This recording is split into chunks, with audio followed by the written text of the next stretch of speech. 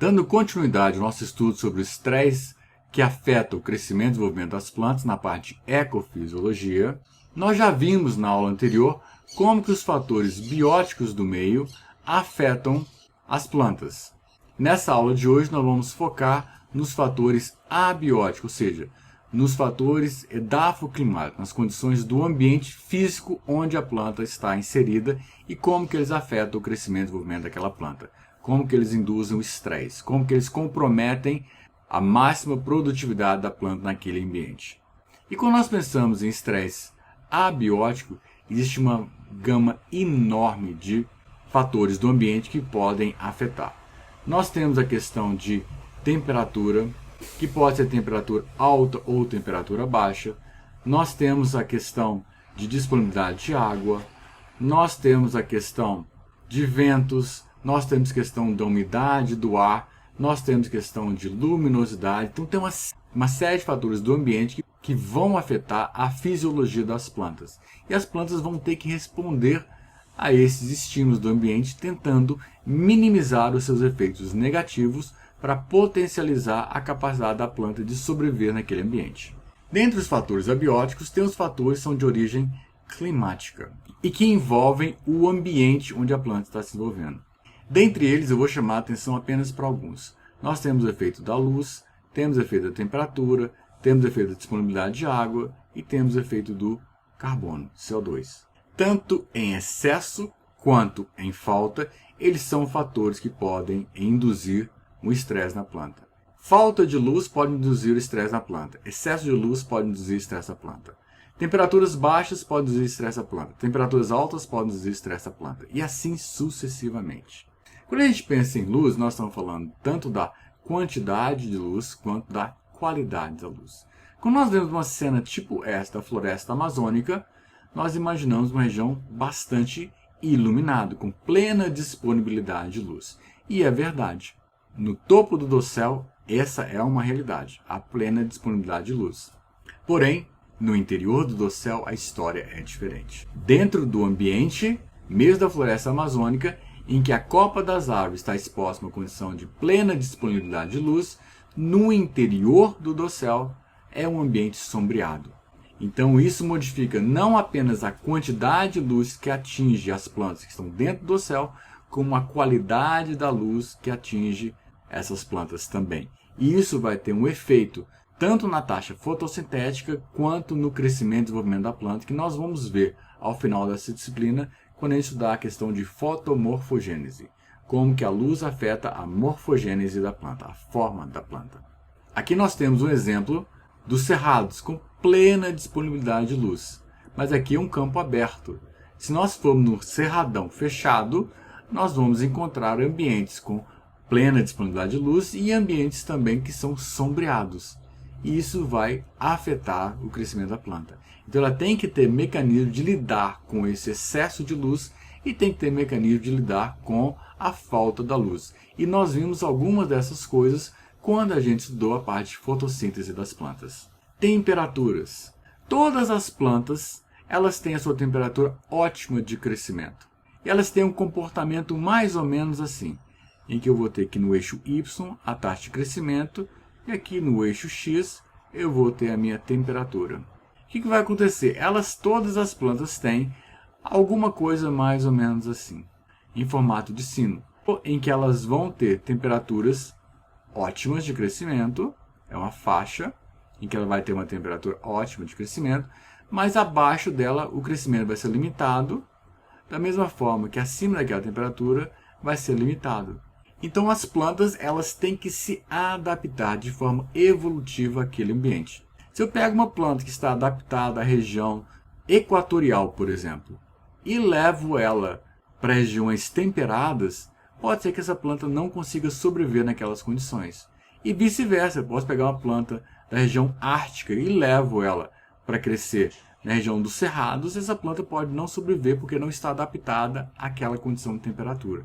E essa adaptação é uma adaptação tanto anatômica, quanto uma adaptação fisiológica, quanto uma adaptação estrutural.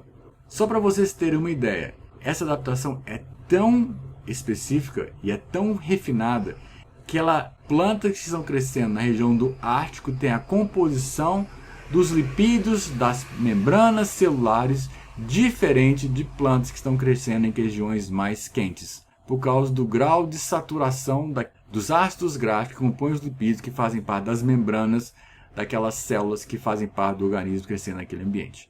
Ou seja, é um nível extremamente específico, sem contar outras adaptações fisiológicas que vão acontecer para tentar lidar com o excesso de temperatura ou com as baixas temperaturas. A título de exemplo, a baixa temperatura, a água ela congela. Então, se eu coloco uma planta em que ela vai ter um congelamento interno da célula, se ela não tiver mecanismo de lidar com aquilo ali, ela vai sofrer uma queima por baixa temperatura. Porque a água vai expandir, a membrana não vai ceder, ela vai romper a membrana, quando a temperatura voltar a subir, ela vai derreter e a célula vai estar comprometida fisicamente. Plantas que crescem no ambiente com baixa temperatura têm que suportar essa expansão celular em função da possibilidade de congelamento ou desenvolver mecanismos que evitem o congelamento do suco celular. É esse o nível de controle que nós estamos falando. O outro fator é a água. A falta de água nós temos o estresse hídrico e o excesso de água nós temos o estresse de oxigênio. Então aqui do lado esquerdo superior nós temos o ambiente de caatinga com falta de água e no canto inferior direito nós temos o ambiente com uma plantação que está inundada. Vocês podem ver que as plantas estão completamente mortas. Por quê? Porque elas não estão adaptadas àquelas condições. E esse nível de adaptação é uma adaptação tanto anatômica quanto fisiológica para sobreviver naqueles ambientes. Essas plantas ficaram alguns dias aqui do canto inferior, ficaram alguns dias imersas na água, estão completamente mortas. No entanto, talvez vocês já tenham visto em alguma reportagem na televisão, algum documentário na internet, mostrando as regiões dos igarapés na floresta amazônica, em que as plantas ficam imersas meses. E quando abaixa, a planta continua viva, linda e maravilhosa. Então ela tem mecanismos de lidar com aquela condição. Um dos mecanismos nós já estudamos, nós já mencionamos quando a gente estudou a respiração, que é a questão da respiração anaeróbica. Então as plantas que fazem respiração anaeróbica, elas produzem etanol e ácido lático. Então tem que ter mecanismo de retirada desse etanol ou degradação desse ácido lático para evitar os efeitos negativos deles dentro da célula. As plantas adaptadas a essas condições têm esse mecanismo de adaptação evolutivamente incorporado no seu genoma. Enquanto que as plantas que não estão naquela condição, elas vão perecer, porque não vão ter como fazer essa detoxificação. É a mesma coisa em condições de falta de água. A planta tem que ter mecanismos para lidar com essa falta de água. E aqui perfeitamente nós podemos ver alguns deles. A queda das folhas diminui a taxa transpiratória, nós podemos ter caules que são mais suculentos para armazenar a água. As plantas normalmente têm raízes mais profundas para poder explorar um volume de solo maior. Muitas das plantas elas desenvolvem um mecanismo tipo CAM, de fixação de CO2, como por exemplo esse cactus. Por quê? Porque ela consegue manter a taxa fotossintética, porque ela abre seus estômagos à noite, capta o CO2, durante o dia faz a fotossíntese com o estômago fechado, reduzindo a taxa transpiratória e por aí afora vai. Esses são alguns exemplos. CO2 nós já mencionamos algumas coisas quando a gente falou sobre a parte de fotossíntese.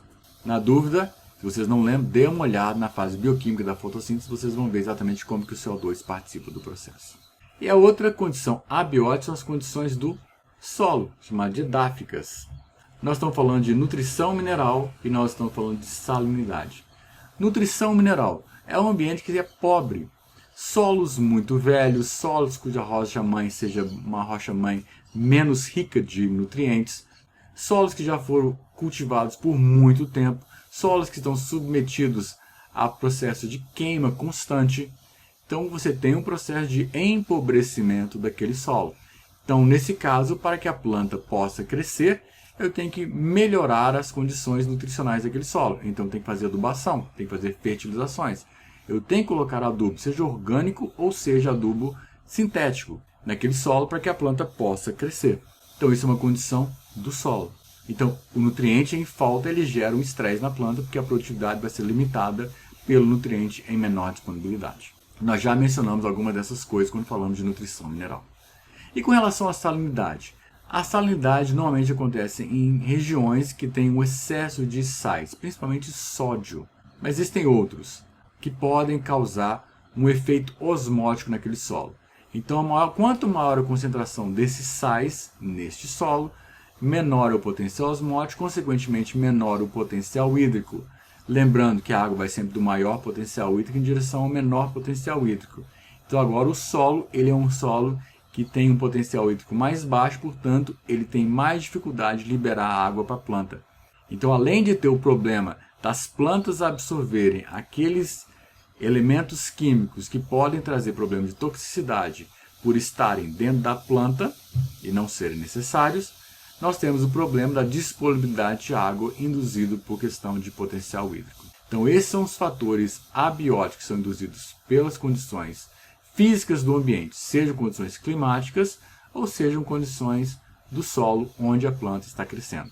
São fatores que podem comprometer, diminuindo a capacidade da planta de expressar o seu máximo potencial genético em termos de produção. Existem mais coisas sobre isso? Sem dúvida nenhuma que existem. E vocês podem complementar esse assunto com a literatura do material disponibilizado para vocês na disciplina.